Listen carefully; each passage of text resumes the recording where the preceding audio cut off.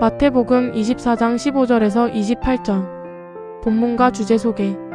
마태복음 24장 15절에서 28절은 예수님께서 종말에 일어날 환난과 미혹에 대해 경고하시는 말씀이다.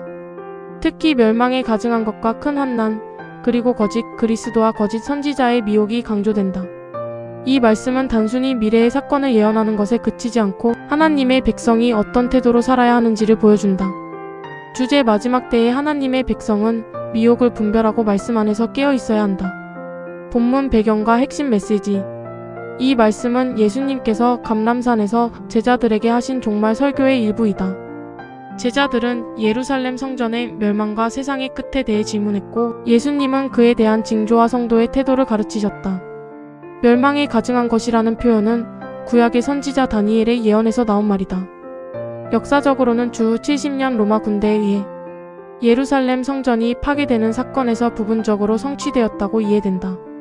그러나 동시에 이는 종말적 의미를 포함하며 하나님을 대적하는 세력과 거짓된 신앙이 등장하는 시대를 가리킨다. 핵심 메시지는 분명하다. 환난의 시대보다 더 위험한 것은 미혹이다. 외적인 어려움보다 거짓된 진리가 더 큰 위기라는 것이다. 본문 묵상. 1. 환난 속에서 드러나는 믿음. 예수님은 멸망에 가증한 것이 거룩한 곳에 서는 것을 보거든 피하라고 말씀하신다.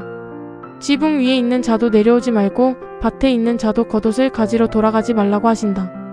그만큼 긴박한 상황이라는 의미다. 여기서 우리는 중요한 사실을 깨닫는다. 믿음의 사람도 환난을 피할 수 없는 시대를 살아간다. 그러나 하나님은 미리 말씀을 통해 준비하게 하신다.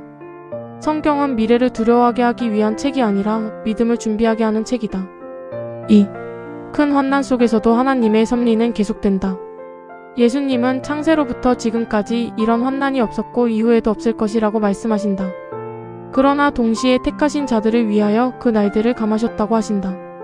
이 말씀은 매우 중요한 신앙의 관점을 보여준다. 세상은 혼란스러워 보이지만 하나님은 여전히 역사를 다스리고 계신다. 환난이 아무리 커도 하나님은 자신의 백성을 잊지 않으신다.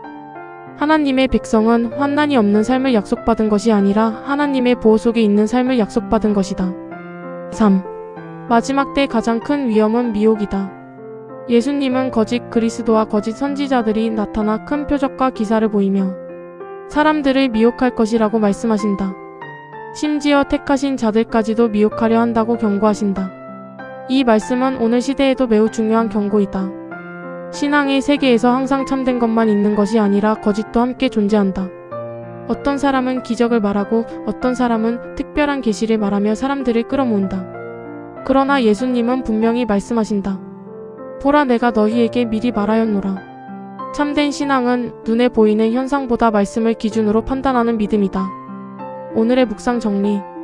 마태복음 24장 15절에서 28절은 종말의 공포를 강조하는 말씀이 아니라 영적 분별력을 강조하는 말씀이다. 예수님은 환난보다 미혹을 더 강하게 경고하신다. 세상은 점점 더 혼란스러워지고 수많은 주장과 사상이 등장한다. 그 속에서 하나님의 백성이 붙잡아야 할 기준은 오직 하나님의 말씀이다.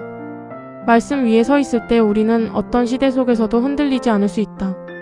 오늘의 결단.